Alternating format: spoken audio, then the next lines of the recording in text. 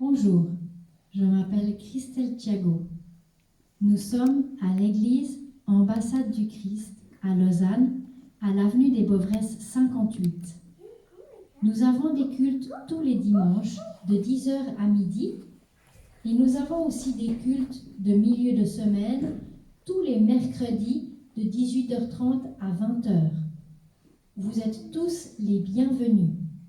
Si vous voulez nous contacter pour une question ou pour recevoir le Rhapsodie des réalités, vous pouvez nous contacter au 078 724 84 79. Aujourd'hui, je vais vous présenter le Rhapsodie des réalités. Le Rhapsodie des réalités, c'est un lecteur biblique où vous avez un verset chaque jour avec un développement fait par le pasteur. Le Rhapsodie des réalités a été écrit par le pasteur Chris Oyakhilome, qui est le fondateur des églises de l'ambassade du Christ. Cela fait 20 ans maintenant que ce Rhapsodie existe et il est traduit maintenant en 2000 langues et il touche 242 pays. Et nous avons des églises dans le monde entier.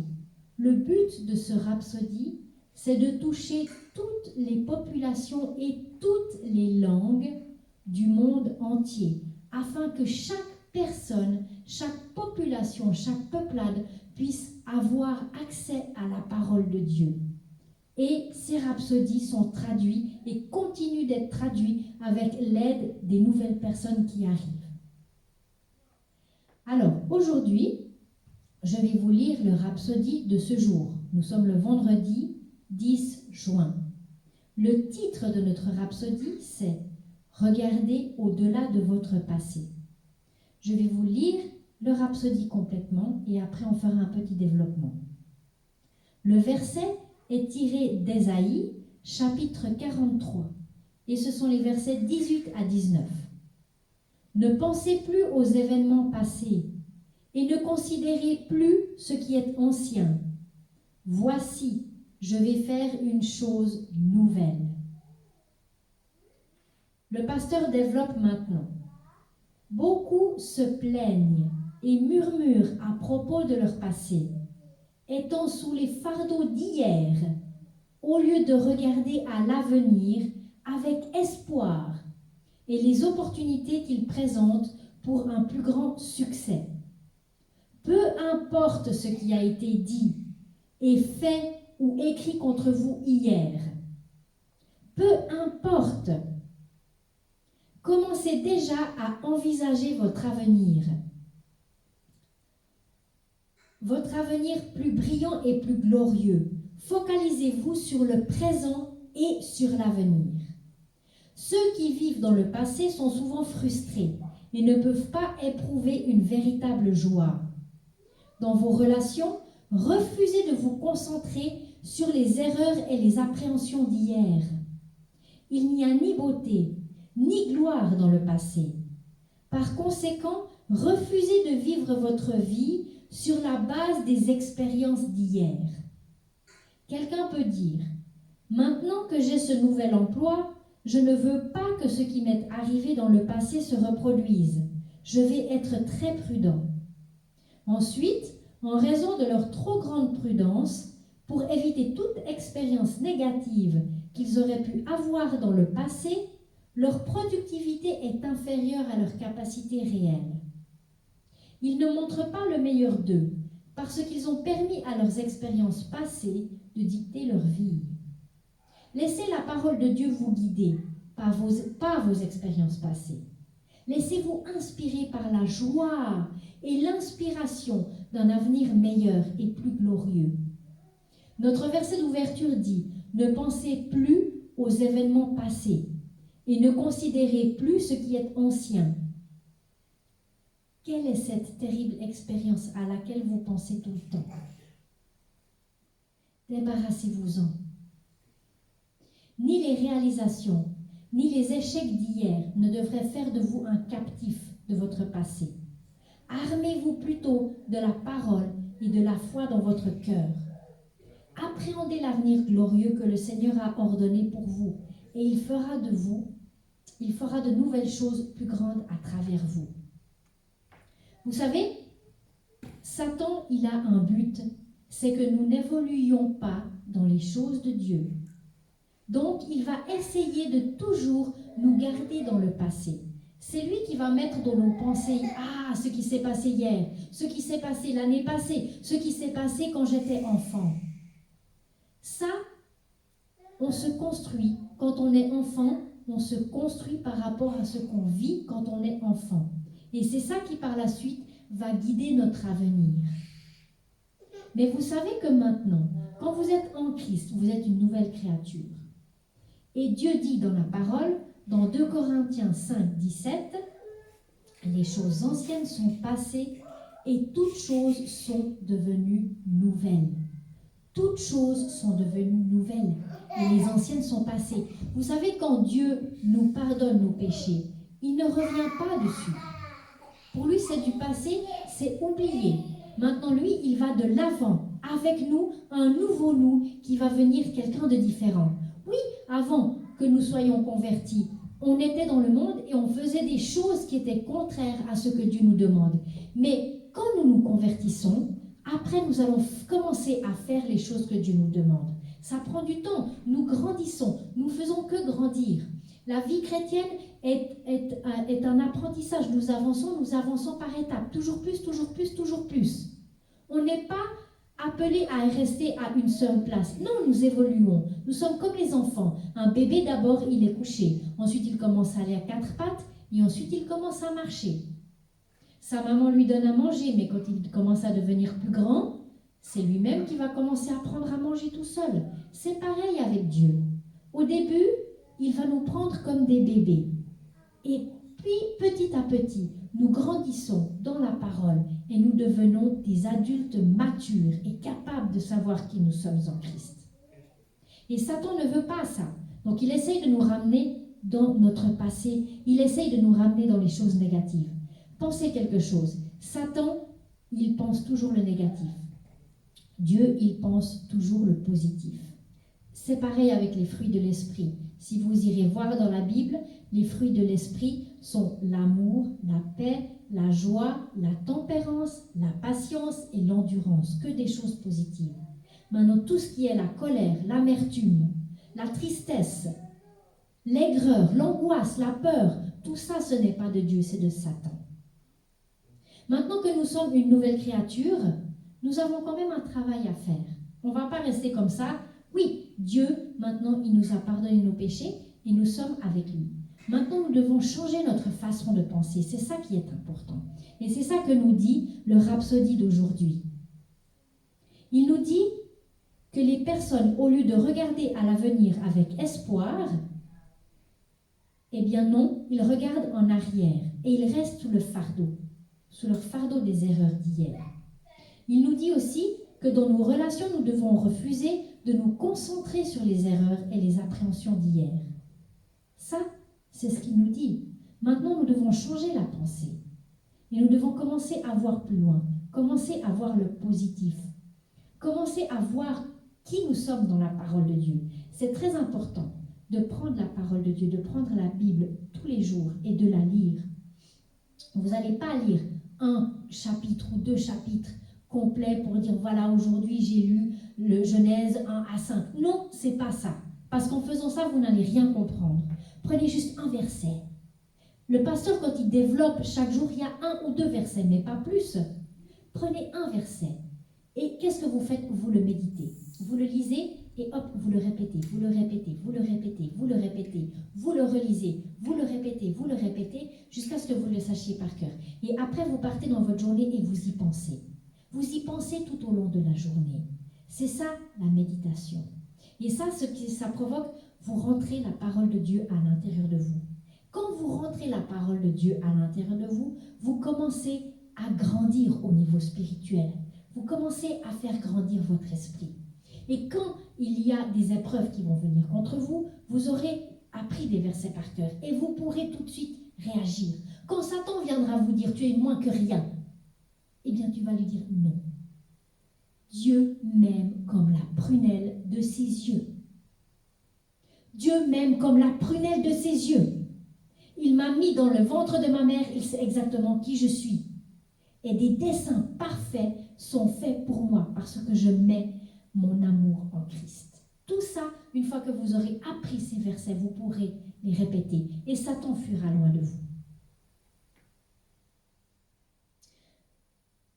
Je crois que j'ai déjà parlé qu'on se construit en fonction de ce qu'on a vécu.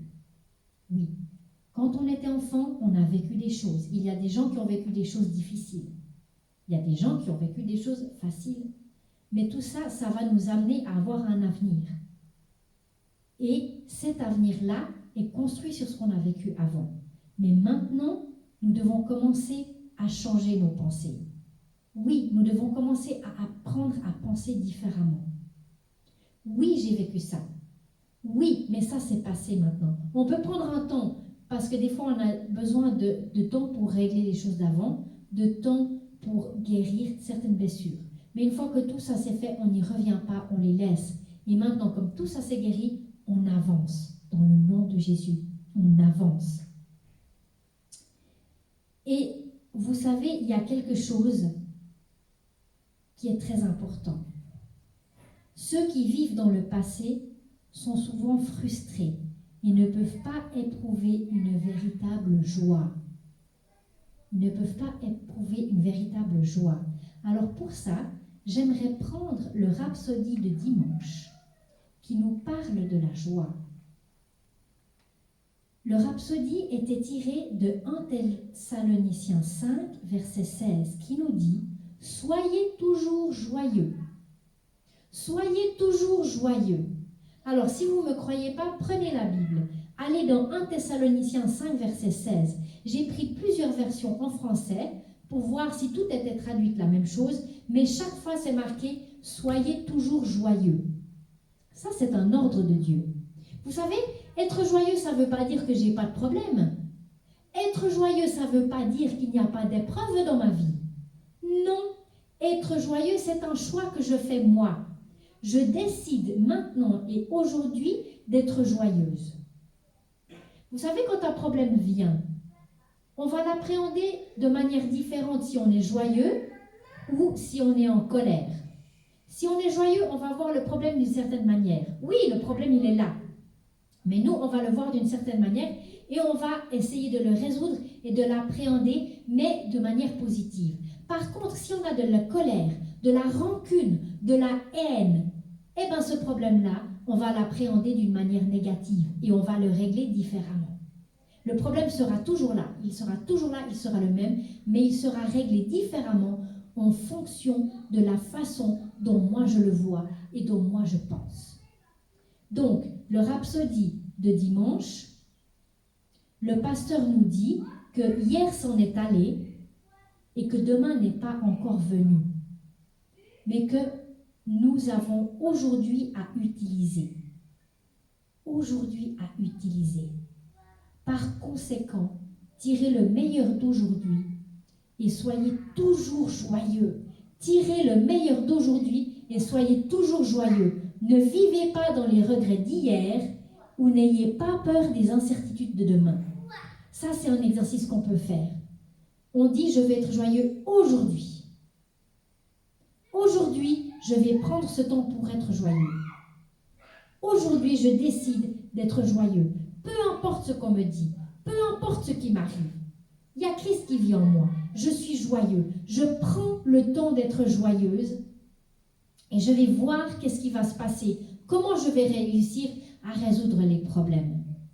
Vous savez, quand j'étais jeune, j'ai fait une expérience de la sorte. Moi, quand j'étais à l'école, quand j'étais enfant et jeune adolescente, j'avais aucune confiance en moi. Je pensais que je n'arrivais à rien faire. Et je me souviens qu'à l'école, quand on devait faire quelque chose, je me disais tout le temps, je n'y arriverai jamais. Donc, je n'arrivais jamais.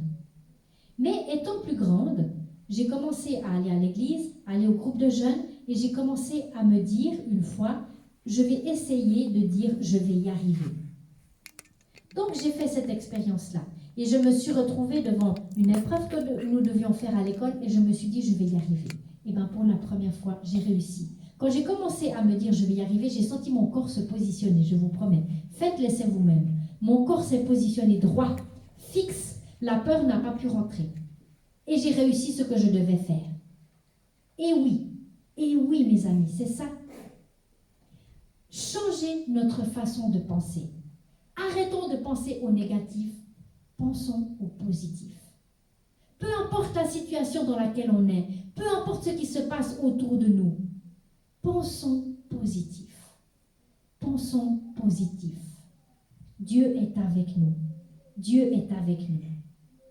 D'ailleurs, si on prend encore Jacques 1, verset 2, Jacques nous dit « Considérez-vous comme joyeux quand vous passez par l'épreuve. » Considérez-vous comme joyeux quand vous passez par l'épreuve. Pourquoi ? Parce que l'épreuve va vous faire grandir. L'épreuve va vous faire grandir. Par cette épreuve-là, vous allez commencer à voir que vous êtes différent, que vous pouvez penser différemment et que vous pouvez régler les choses différemment avec Dieu. Vous savez, ne plus penser au passé, ne plus penser à ce qu'on nous a fait, ça nous libère de quelque chose. Des fois, on a aussi besoin de pardonner à quelqu'un. Ça, c'est important. Il y a aussi des maladies qu'on peut avoir à l'intérieur de nous parce qu'on ne veut pas pardonner. Je me souviens d'un témoignage que le pasteur nous a donné. Il y avait une dame qui avait un cancer qui est venue vers lui. Et quand elle s'est approchée de lui, le pasteur lui a dit, il a ressenti qu'elle avait quelque chose contre son mari. Elle a dit, tu dois pardonner à ton mari.